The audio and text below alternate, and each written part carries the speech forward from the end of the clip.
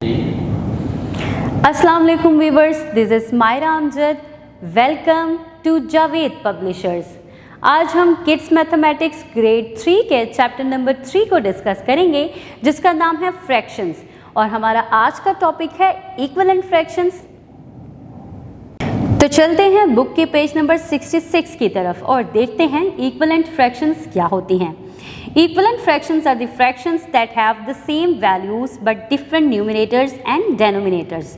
यानी कि हमारे पास ऐसी fractions मौजूद हैं जिनकी वैल्यू तो सेम है लेकिन उनके denominators और numerators डिफरेंट हैं। तो देखते हैं एग्जाम्पल्स को। Hina divides a pizza into 2 halves। She ate 1/2 of it। यानी कि हमने कह दिया कि पिज़्ज़ा को हाफ में डिवाइड किया और हाफ खा लिया। इक्वल पार्ट्स हैं लेकिन डेनोमिनेटर और न्यूमिनेटर्स डिफरेंट हैं। अब दूसरे एग्जांपल की तरफ जाते हैं। Ahmad divides a pizza into 4 parts. He ate 2/4 of it. यानी कि अहमद ने पिज़्ज़े को 4 पार्ट्स में डिवाइड किया और आधा यानी कि 2 पार्ट्स खा लिए।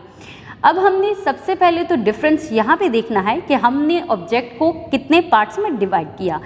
हिना ने पिज़्ज़ा को 2 पार्ट्स में डिवाइड किया था, जबकि अहमद ने पिज़्ज़ा को 4 पार्ट्स में डिवाइड किया। अब डेनोमिनेटर और न्यूमिनेटर डिफरेंट हो गए। हिना के पिज़्ज़ा में डेनोमिनेटर पे 2 आएगा और अहमद के पिज़्ज़ा पे 4 आएगा। अब हिना ने 1 पार्ट खा लिया यानी कि हाफ पिज़्ज़ा खा लिया।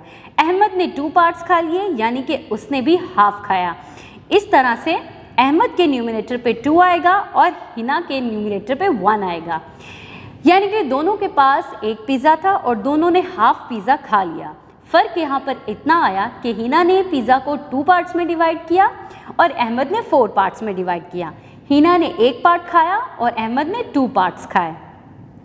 इसी तरह एग्जाम्पल नंबर 3 को देखते हैं। Farooq divided a pizza into equal 8 parts and ate 4/8 of 8। यानी कि अहमद ने पिज़्ज़ा को 8 पार्ट्स में डिवाइड किया और 4 पार्ट्स खा लिए। उसने भी 1/2 पिज़्ज़ा खा लिया। अब आप इन सारी फ्रैक्शंस को देखें तो इनके डेनोमिनेटर्स और न्यूमिनेटर्स तो डिफरेंट हैं बट इनकी वैल्यू सेम है। यानी कि सबके पास एक पिज़्ज़ा था और सबने हाफ पिज़्ज़ा खा लिया, लेकिन डिफरेंस यहाँ पे डिवाइड करने का आएगा कि सब ने अपने पिज़्ज़े को डिफरेंट नंबर ऑफ पार्ट्स पे डिवाइड किया और डिफरेंट नंबर ऑफ पार्ट्स को ईट किया। We can observe that all of them have eaten the same quantity of pizza। सबने सेम क्वांटिटी ऑफ पिज़्ज़ा खाया।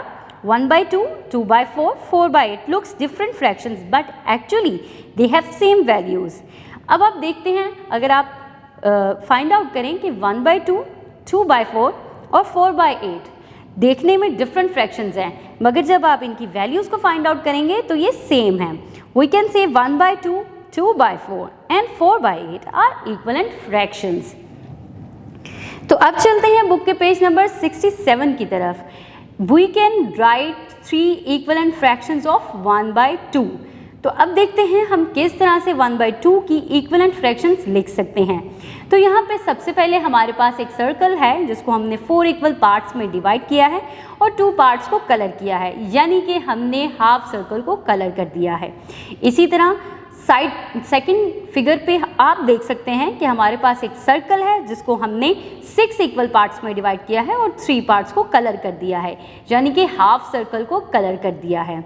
और थर्ड पिक्चर में आप देखें कि हमने सर्कल को 8 इक्वल पार्ट्स में डिवाइड किया है और 4 पार्ट्स को कलर कर दिया है, यानी कि हाफ सर्कल को कलर कर दिया है। तो इस तरह से हमारे पास 1/2, 2/4, 3/6 एंड 4/8 फ्रैक्शंस आ जाएंगी जिनकी वैल्यू सेम होगी। अब करते हैं कुछ एक्सरसाइज के question. Right 3 equivalent fractions of each fraction. यानी कि हमने कुछ ऐसी फ्रैक्शंस लिखनी हैं जिनकी वैल्यूज सेम हो। 2/3 जिसमें हम 4/6 भी लिख सकते हैं। इसके अलावा 4/5 जिसमें हम 9/10 भी लिख सकते हैं। तो व्यूअर्स, इसी तरह से आपने सेम फ्रैक्शंस लिखकर इनका आंसर फाइंड आउट करना है। Match the equivalent fractions to the fractions written in the centre.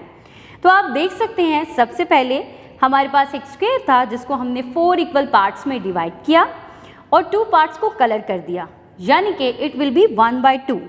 अब 1/2 कि सेम फ्रैक्शन आप राइट साइड पे देख सकते हैं, वो 4/8 बनेगी।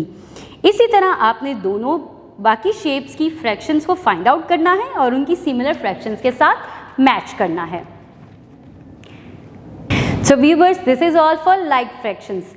अब आप अच्छे तरीके से जान गए होंगे कि लाइक फ्रैक्शंस में किस तरह से हम फ्रैक्शंस को कंपेयर कर सकते हैं।